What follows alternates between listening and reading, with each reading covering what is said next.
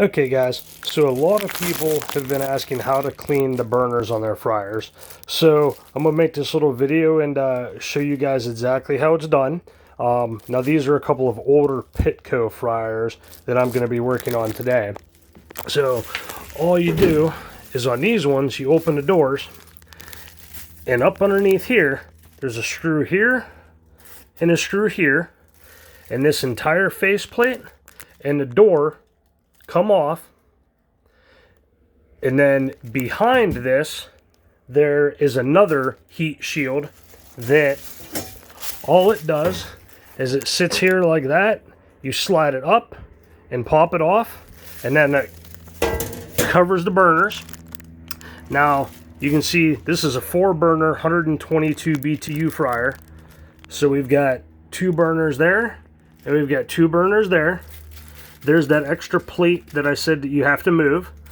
So we're going to go to the other fryer because I have it most of the way apart, and we'll continue from there. So once you get the door off and remove this back plate back here, you'll see that each burner has 2 bolts holding them in. So all you'll do is get your wrench and take those burners out. And I usually wear gloves when I do these because the soot and stuff is really hard to wash off your hands.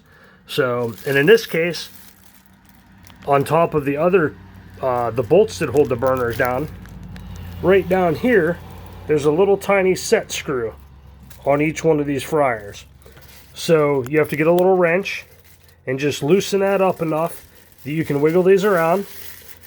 And then you're just carefully gonna lift straight up, and then the burner will come right out just like that. And as you can see, these ones aren't too bad, but you can see a lot of the holes do have some crud inside of them. So let me show you what we do with that.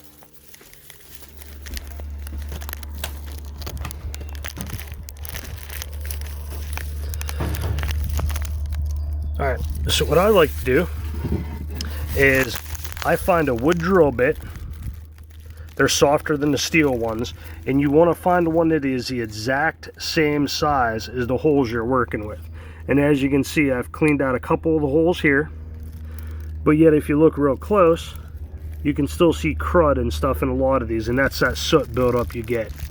You really need to do this once, even twice a year, to make sure your fryers are in safe working order and that they work properly. So what you'll do is you can just take that drill bit and just kind of go down and ream out every single little hole. Sometimes I even put the drill bit inside of the drill and, you know, do it that way too. Now the thing is you do not want to make these holes any larger than they currently are, because that can cause too much gas flow and actually make a fire hazard and even cause your fryers to explode a little bit on you. So you just want to go through, ream out all these little holes, and it takes a while. I mean, you know, there's 100 holes or something on each one of these little burners, and every single hole has to be cleaned out. So once you get the holes all the way cleaned out, you can see what was inside there. So now the thing is you never want to get these wet. After you've poked out all the holes, you want to take an air compressor or something like that and blow air through all these, and it'll blow the crud out of the bottom.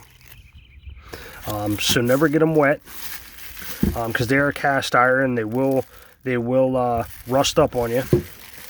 And if you pull these out and these holes have, like, the holes are actually so rotted that they're touching each other, or you have big chunks taken out of your burners, you absolutely have to replace these burners. And you want to make sure you take care of these and don't get them wet as much as you can, because last time I checked, a set of 4 burners was almost $600. So once you ream everything out like that, then all you do is the exact opposite of taking everything apart. It's always a good idea too to try to wipe your orifices off and stuff here and get them cleaned up. So you just take your burner, line it back up on that post at the bottom,